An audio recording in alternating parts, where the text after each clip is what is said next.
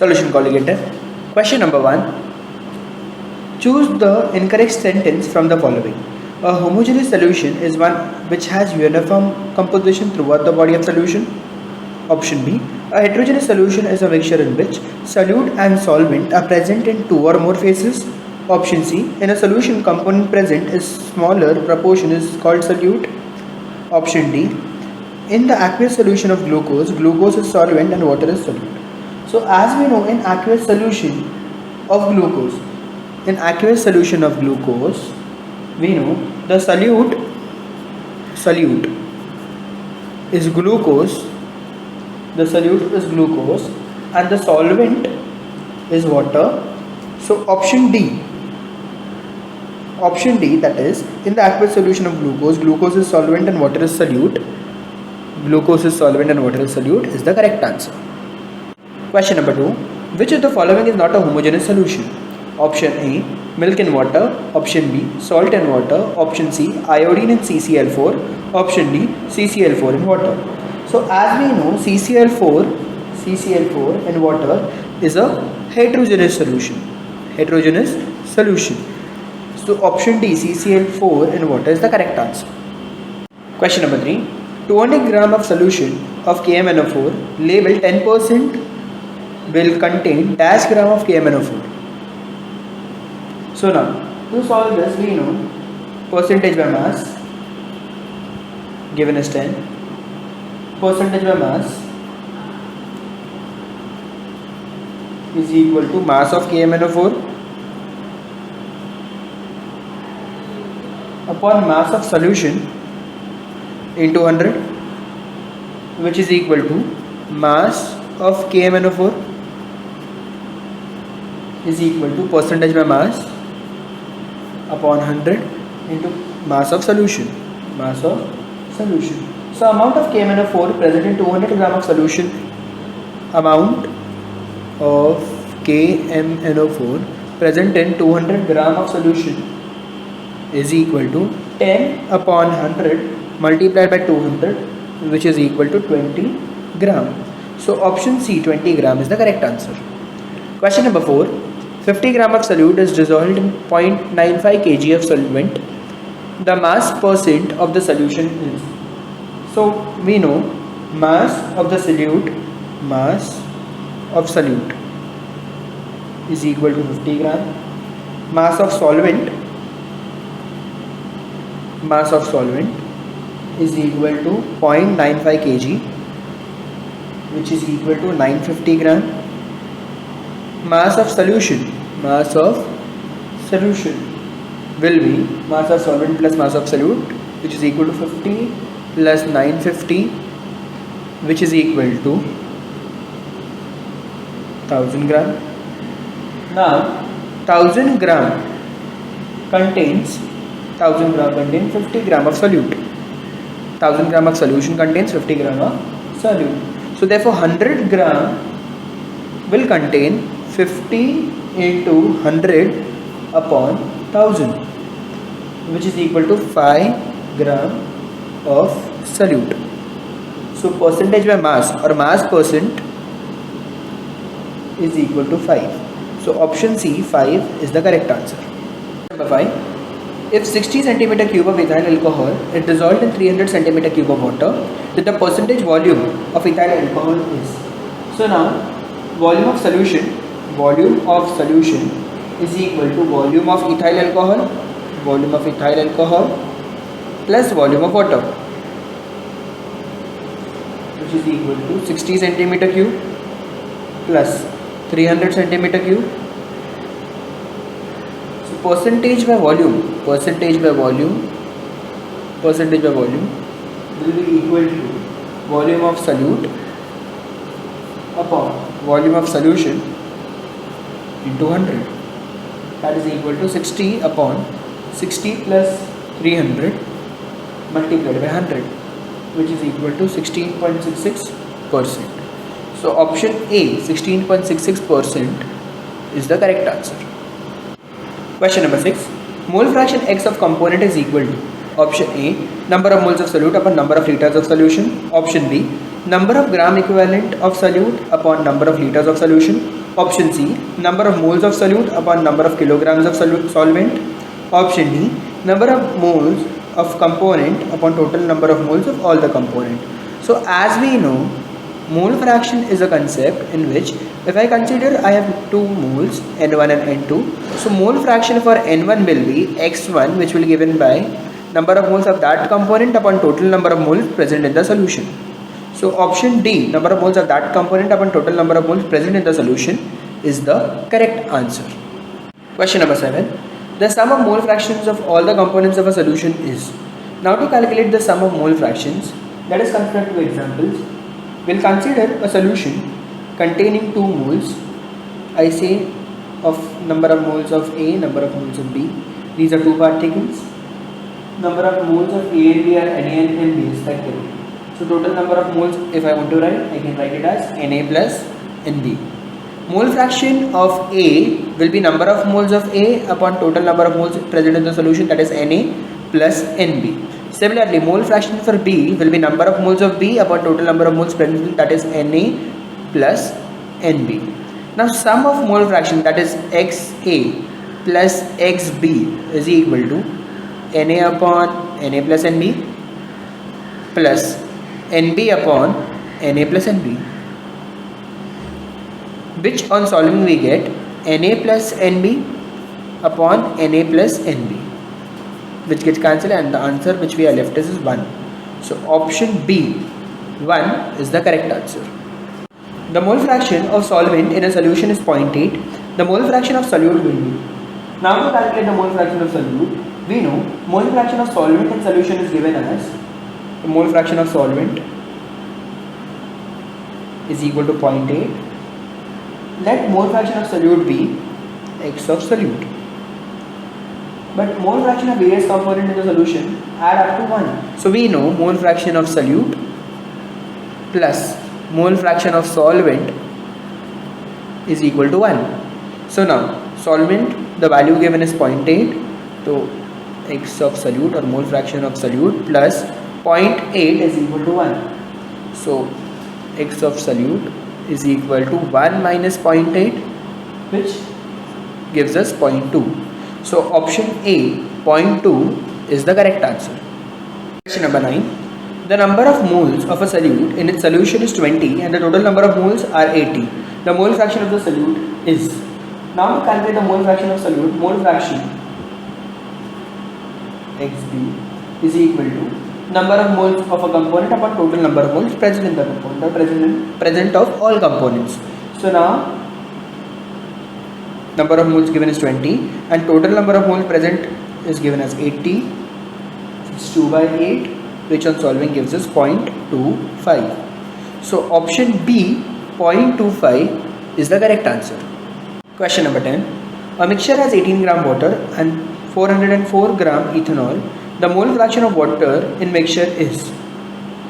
Now number of moles of water in it, again mass upon molar mass, 18 upon 18, which on solving gives us 1. Number of moles for ethanol given by Nb, which is equal to, again mass upon molar mass. Mass is 414 and molar mass of ethanol is 46, which on solving we get 9. So mole fraction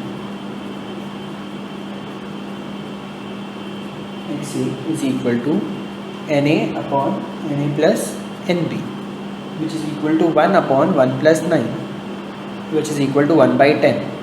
On solving we get 0.1. So option A, 0.1, is the correct answer. Question number 11. In a flask of certain temperature, there are 4 gram H2 and 16 gram O2. The mole fraction of O2 is given in the given mixture is. Now to calculate the mole fraction, number of moles of O2 given by Na is mass upon molar mass, which is equal to 16 upon 32. On solving we get 0.5.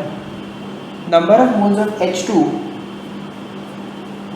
let us consider Nb, again mass upon molar mass, Wb upon Mb, which is equal to 4 by 2. On solving we get 2.0. So Na plus Nb, total number of moles, is equal to 0.5 plus 2.0, which is equal to 2.5. Mole fraction of O2 is given by Na upon Na plus Nb, which is equal to 0.5 upon 2.5, which is equal to 0.2. So option A, 0.2 is the correct answer. Question number 12. A solution contains 1 mole of alcohol and 4 moles of water. What are the moles fractions of water and alcohol? Mole fraction is given by the formula number of moles of the component upon total number of moles of all the components present in the solution. So mole fraction of water is equal to 4 upon 4 plus 1, which will give us 4 by 5, and mole fraction of alcohol is equal to 1 upon 4 plus 1, which gives us 1 upon 5.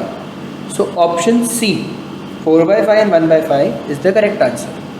The mole fraction of NaCl in a solution containing 1 mole of NaCl in 1000 gram of water is.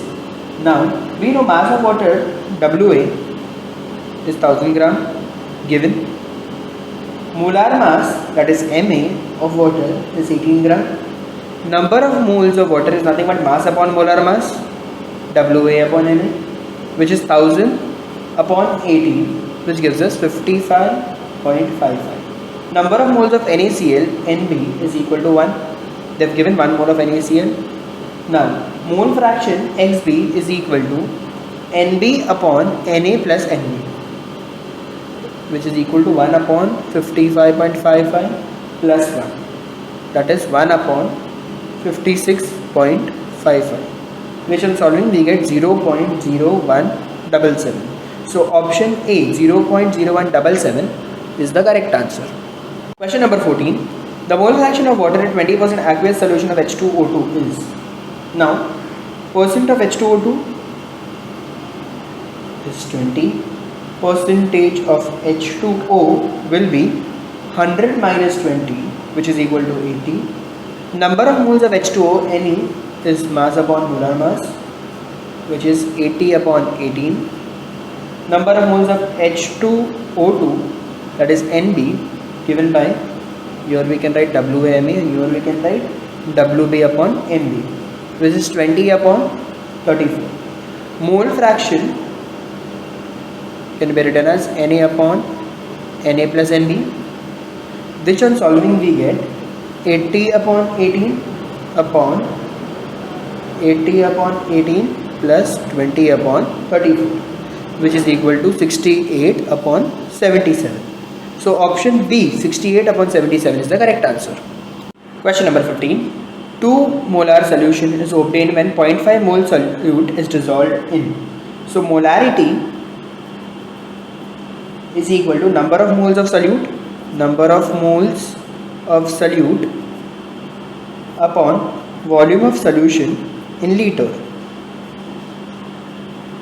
That is 2 is equal to 0.5 upon volume of solution in liter. Volume of solution in liter is equal to 0.5 upon 2, which is equal to 0.250 liter, which is equal to 250 ml. So option C, 250 ml of solution is the correct answer. Question number 16. The number of moles present in 2 liter of 0.5 molar NaOH is. Now, to solve this question, we know molarity is equal to number of moles of NaOH upon volume of solution in liter. That is N, that is number of moles of NaOH upon volume. So 0.5 is equal to number of moles of NaOH upon 2. So value for N, that is number of moles of NaOH, is equal to 0.5 into 2, which gives us 1. So option C, 1, is equal to the correct answer. Number 17. 0.2 moles of HCl and 0.1 moles of CaCl2 were dissolved in water to have 500 ml of solution. The molarity of Cl minus ion is. So now we know HCl gives us H plus Cl minus 0.2 moles, give us 0.2 mole over here, and then this will be 0.2 mole. Similarly, CaCl2 gives us Ca2 plus 2Cl minus 0.1 mole, 0.1 mole, and this will be 0.2 mole. So the resultant solution will have 0.4 moles of Cl minus ion. Resultant solution will have 0.4 moles of Cl minus ion. So M, that is molarity, is equal to number of moles of Cl, number of moles of Cl minus number of moles of Cl minus into 1000, number of moles of Cl minus into 1000 upon volume of solution in ml, which is equal to 0.4 upon 500 into 1000, which on solving we get 0.8. So option B, 0.8, is the correct answer. Question number 18. The number of moles of KCl in 1000 ml of 3 molar solution is. Now we know molarity is number of moles of solute,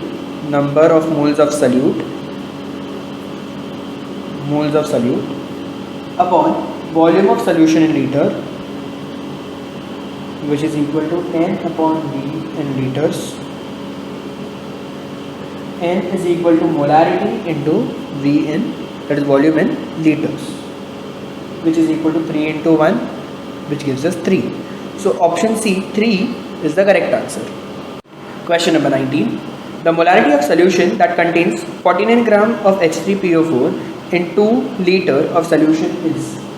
So now we know molarity is equal to number of moles of solute upon volume of solution in liter. So molarity M can be written as number of moles of H3PO4 upon volume of solution in liter, which gives us 49 upon 98 into 1 upon 2, which is equal to 0.25 molar. So option A, 0.25, is the correct answer. Question number 20. Molarity of 15% H2SO4 of density 1.1 gram per centimeter cube is. Let the mass of solution be 100 gram. Let the mass of solution be 100 gram.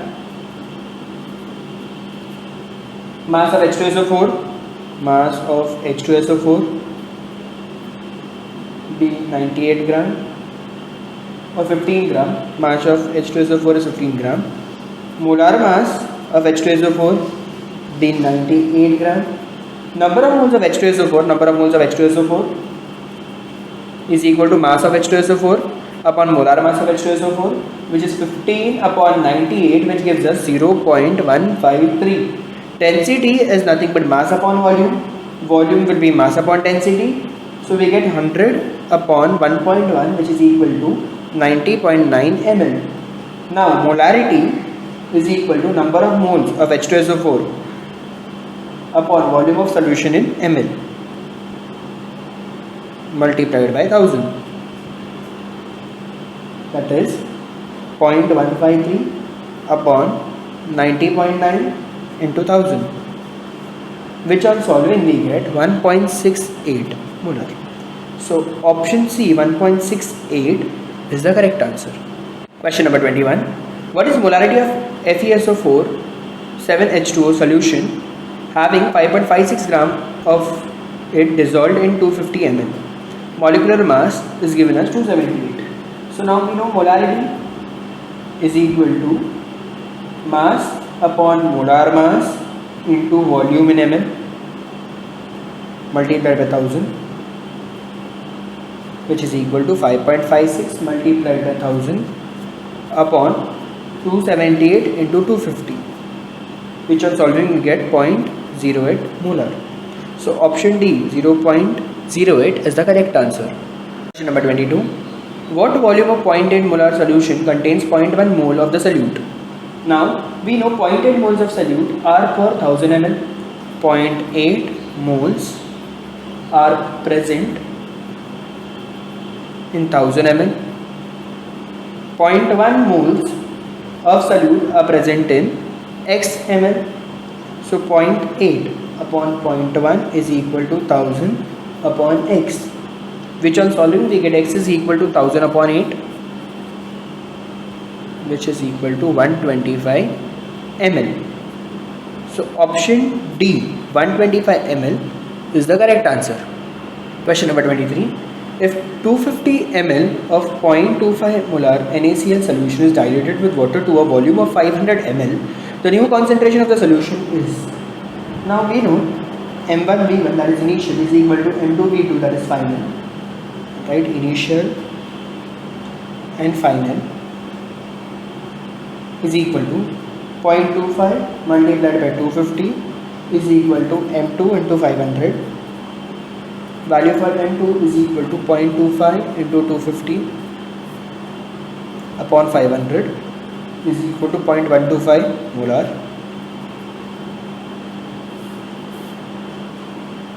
So option B, 0.125 is the correct answer. Question number 24.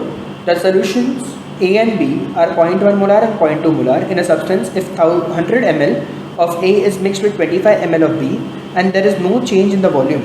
The final molarity of the solution is. So now we know that value for M1 is equal to 0.1 molar, M2 is equal to 0.2 molar, V1 is equal to 100 ml, V2 is equal to 25 ml. Resulting molarity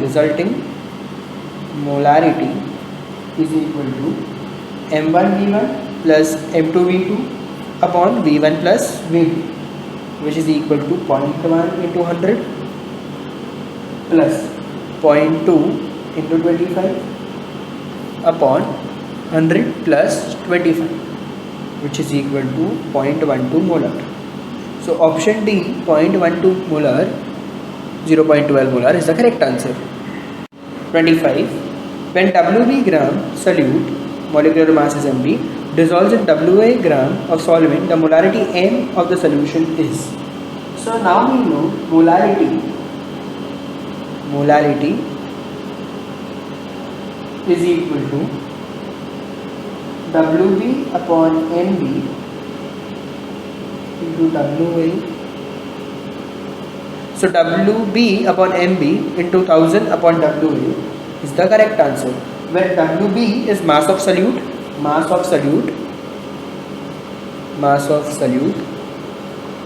MB is molar mass of solute, WA mass of solvent.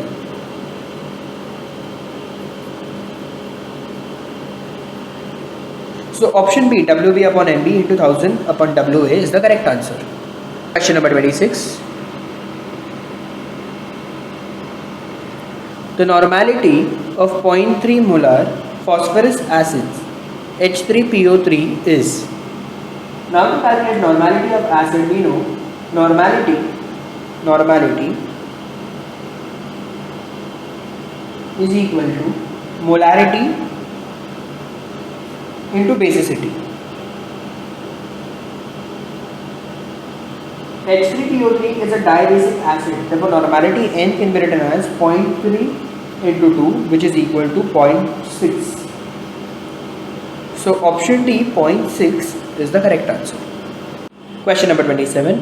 Molarity of 0.2 H2SO4 is.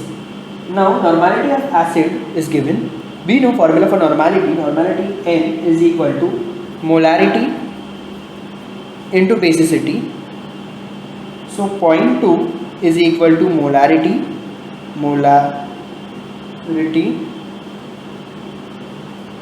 into basicity, where basicity is 2. So 0.2 is equal to M into 2. So molarity is equal to 0.2 upon 2, which on solving we get 0.1 molar. So option D, 0.1 is the correct answer. Question number 28. When a crystal of solute is introduced into a supersaturated solution of solute, option A, the solute dissolves. Option B, the excess solute crystallizes out. Option C, the solution becomes unsaturated. Option D, the solution becomes saturated. Now we know that supersaturated solution is the solution which contains excess of solute than required. So we know supersaturated contains excess of solute than required for formation of saturated solution. The added excess of solute precipitates out of the solution. So option B, the excess of solute crystallizes out, is the correct answer. Question number 29. A saturated solution of NaCl on heated. When a saturated solution is heated,